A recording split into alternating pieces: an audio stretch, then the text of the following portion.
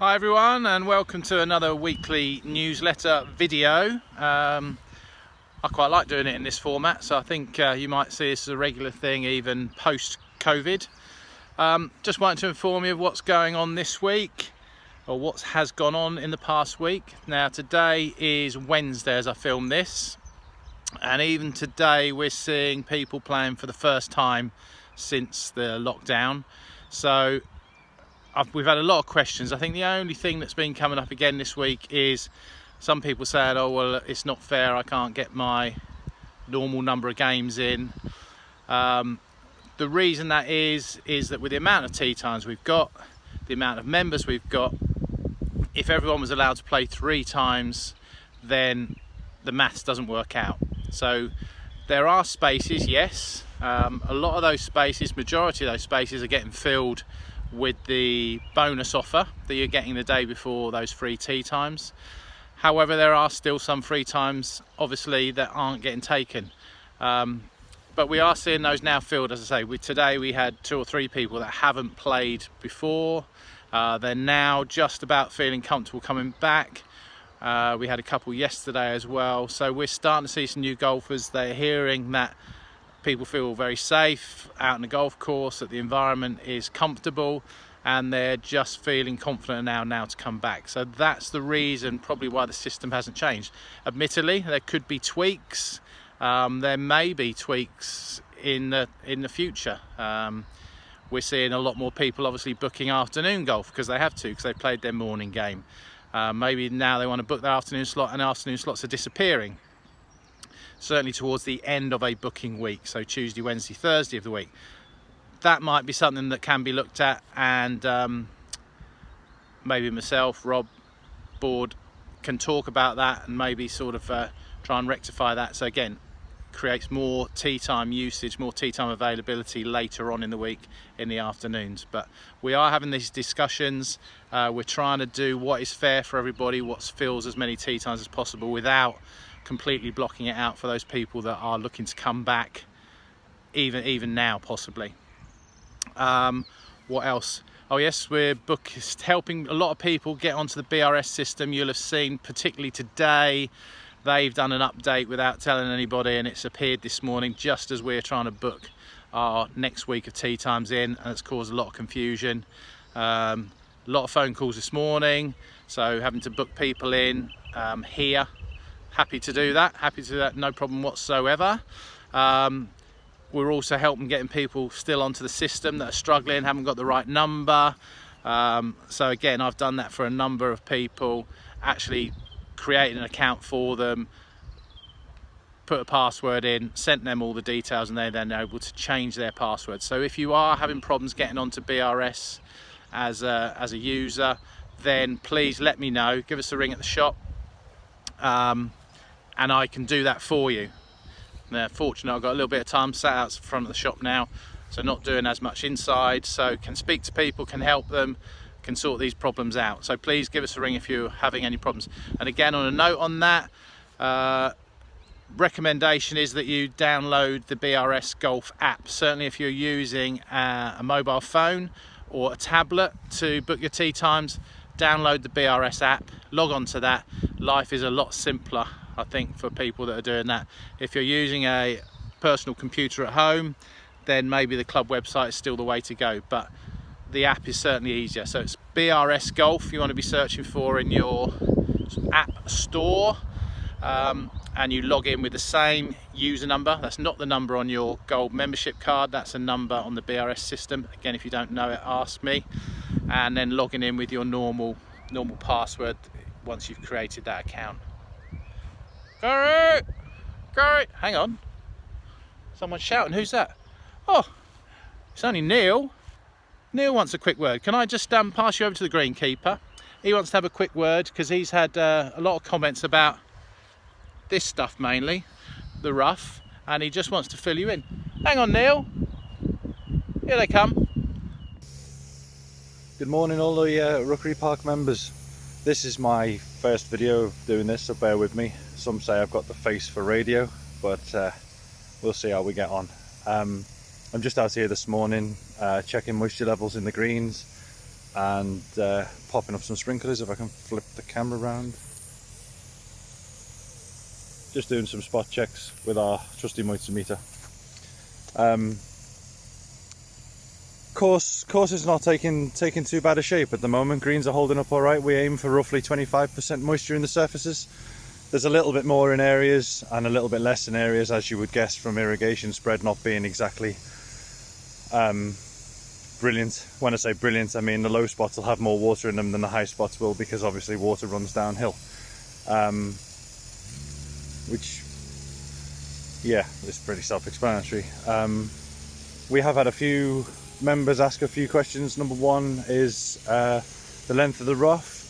The rough itself, as in the first cut just off of the fairway, hasn't changed heights. We're still cutting at the same height as it was. I think it's just the fact that we've been away from play for so long, it's thickened itself up and has had no foot traffic on it to thin it out. As regards to the rough under the trees, if you can see behind me here, I'm on 16 just inside the clubhouse. Behind me there, between the 16th green and the 15th tees, is an area of rough that we would normally cut with the machine formerly known as the Bobcat. Whereas at the end of last season, that machine decided in its infinite wisdom, just behind the 17th tees over there, funnily enough, on Chris Soane's, to explode its hydraulic diff underneath. And it's going to cost thousands of pounds to replace. So currently, what we're doing is we're modifying the deck to fit the back of the tractor on the PTO, so we can get out and start cutting these areas at a smaller cost. So it's basically just Nick's man hours plus some offcuts of metal and stuff we have in the shed. It is a pain for golfers that we've got areas like this area just here and the area just over there, as you can see through the sprinklers, that would normally be cut with this machine. We haven't been able to get out there yet and cut, so we're in the middle of teething problems with trying to get it to fit the back of the tractor and the PTO running at the right pace, because it's the deck runs at 1000 PTO and the tractor is a 540 PTO, so we've got to convert the RPMs to match the deck.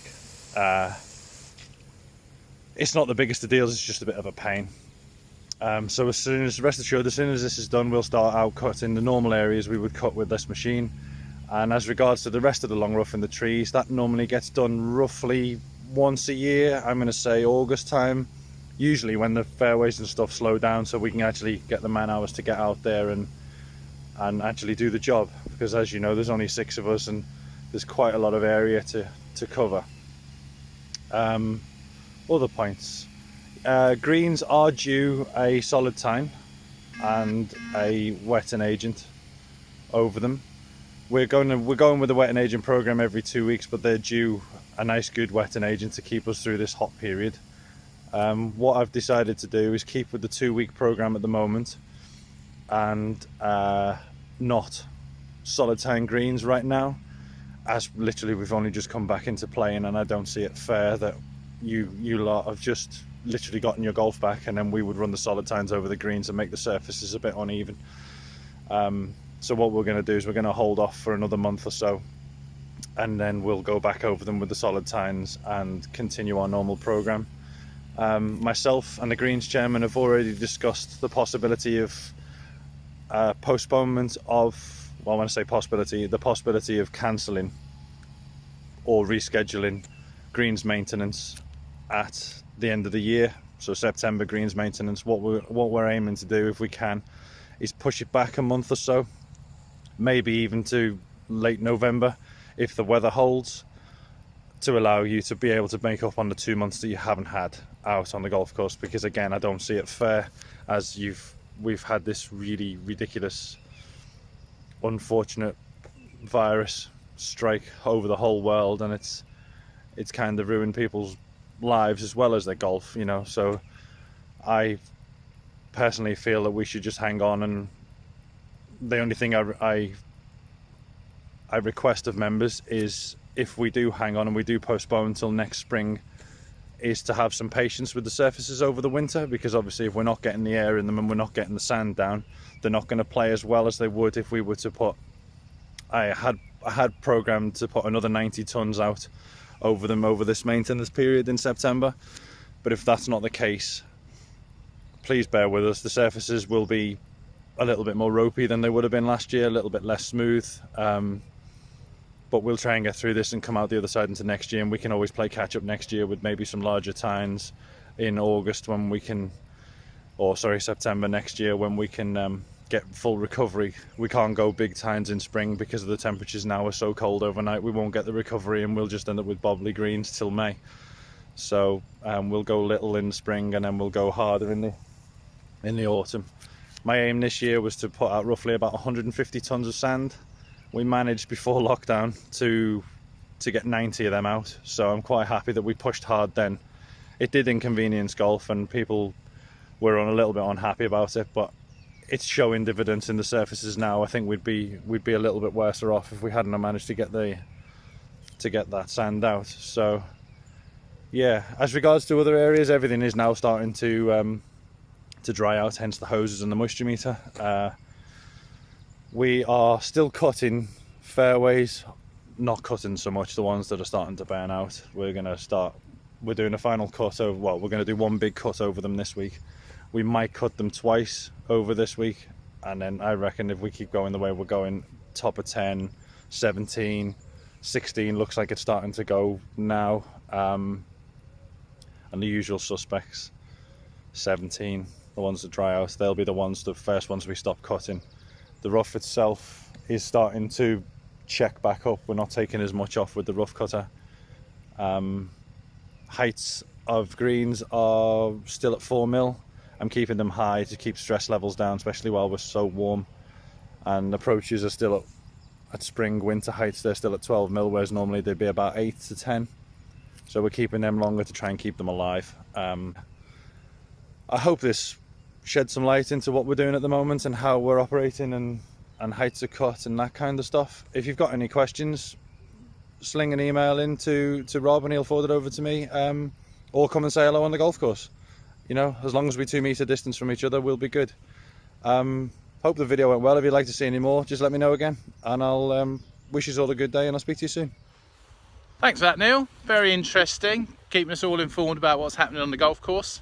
So that's it really. As far as the pro shop is concerned, please remember that during this time of legislation, the government have just said that non-essential shops can't open until June the 15th. We were hoping it was going to be June the 1st. That was the thought a couple of weeks back. It's now June the 15th. So I will continue in my position out front, allowing you to purchase or click and collect stuff and me bringing it out to you. So please, if you're looking for anything golf related, so obviously we're doing lots of drinks and chocolate that are coming out of the shop, but if you need shoes, if you need golf balls, I know a lot of you are maybe shedding a few golf balls on the golf course, so please let me know. Send me an email, phone me, speak to me outside the shop. We've got some good deals on golf balls at the moment. Strixon soft fields, if you buy a dozen you get a second dozen half price. Similar on other product categories. Shoes, we sold a few shoes. I think I mentioned last week that we're getting people just to tell me what size they are. I'm bringing out 3 or 4 pairs of shoes, they're trying them on. So if it's shoes, if it's golf balls, if it's golf clubs, if it's shirts, clothing, shorts, I've ordered some Under Armour shorts for a couple of guys this week. So please let me know, give me a chance. Don't just go onto that website and order them for delivery. Why not come and speak to me first? I can match prices across the board really, and certainly on stuff that I'm keeping in stock. I'm happy to supply and bring them out for you, and we are doing good deals, so please give me a chance. And that's it really for the shop, so look forward to seeing you again over the next week. Thank you to Neil for his input today. We'll be looking for him to do that a little bit more through this summer, every other week or so, just letting us know what's happening out on the golf course, so you can all be informed of why things are as they are, whether like this week it's been the length of the rough. He's happy to keep you informed throughout. So that's it for this week. Have a great week. Speak to you again soon.